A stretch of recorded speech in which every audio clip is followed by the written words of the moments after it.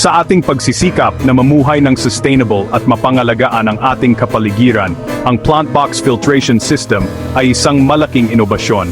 Ang sistemang ito na mahusay na dinisenyo upang gamitin ang natural na kakayahan ng mga halaman sa paglilinis ng tubig ay nag-aalok ng isang eco-friendly na paraan ng paglilinis ng tubig. Ang polusyon at kakulangan sa tubig ay mga critical na issue sa buong mundo na nangangailangan ng mga makabago at sustainable na solusyon. Tinutugunan ng plant box filtration system ang mga isyung ito sa pamamagitan ng paggamit sa natural na kakayahan ng mga halaman na linisin at dalisayin ang tubig. Pinagsasama ng sistemang ito ang natural at cost-effective na paraan upang makabuo ng isang epektibo at sustainable na paraan ng paglilinis ng tubig. Ang plant box filtration system ay gumagana sa pamamagitan ng biological, chemical at natural filtration system gamit ang mga natural na materyales tulad ng uling, bato, natural sponge, aquatic plants sa pamamagitan ng sunod-sunod na lalagyan na puno ng mga halaman.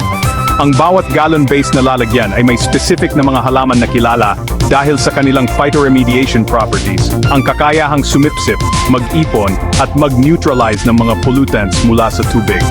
Una, inisyal na pagsala, pagpasok ng tubig sa unang lalagyan, ang mga ugat ng halaman ay nagsisimula na sa proseso ng pagsala. Ang mga ugat na ito ay nakakahuli ng malalaking particles at mga debris na pumipigil sa mga ito na makapasok pa sa sistema. Pangalawa, phytoremediation. Sa mga susunod na lalagyan, ang mga halaman na may specialized na ugat ay sumisipsip at nagne-neutralize ng iba't ibang pollutants.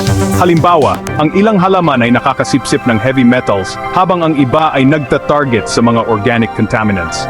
Ang iba't ibang uri ng halaman ay nangangahulugan na maraming uri ng pollutants ang maaring maalis.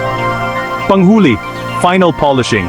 Ang huling yugto ay kinabibilangan ng mga halaman na mahusay sa pag-oxygenate ng tubig at pag-alis ng mga natitirang contaminants. Dagdag pa rito, ang paglalagay ng crayfish, lobster o golden snail ay nakakatulong sa natural na pagkontrol ng basura dahil kinakain nila ang mga organic materials. Paglabas ng tubig sa sistema, ito ay mas malinis na at mas ligtas ng gamitin muli. Ang plant box filtration system ay nag-aalok ng maraming bentaha kumpara sa mga tradisyonal na paraan ng paglilinis ng tubig tulad ng paglalagay ng ulang, eco-friendly. Sa paggamit ng natural na proseso, ang sistema ay nakakabawas sa pangangailangan para sa mga chemical treatments at nagpapaliit sa epekto sa kapaligiran. Cost-effective. Kapag naitayo na, ang sistema ay nangangailangan lamang ng kaunting maintenance at gumagana ng walang mamahaling makina o patuloy na gastos sa chemicals. Versatile applications. Ang sistema ay maaring i-adjust para sa iba't ibang gamit, mula sa maliliit na proyekto sa komunidad hanggang sa malalaking pasilidad ng munisipyo. Biodiversity enhancement. Ang pagsasama ng iba't ibang halaman ay hindi lamang nagpapabuti sa kalidad ng tubig, kundi nagtataguyod din ng local na biodiversity at paglikha ng tirahan. Sa kabila ng mga benepisyo nito, ang plant box filtration system ay may mga hamon. Ang mga aspeto tulad ng pagpili ng halaman, maintenance, at local na kondisyon ng klima ay maaring makaapekto sa pagiging epektibo nito. Ang patuloy na pananaliksik ay mahalaga upang mapabuti ang kombinasyon ng mga species ng halaman at mayangkop ang sistema sa iba't ibang kapaligiran. Ang kinabukasan ng plant box filtration system ay maganda.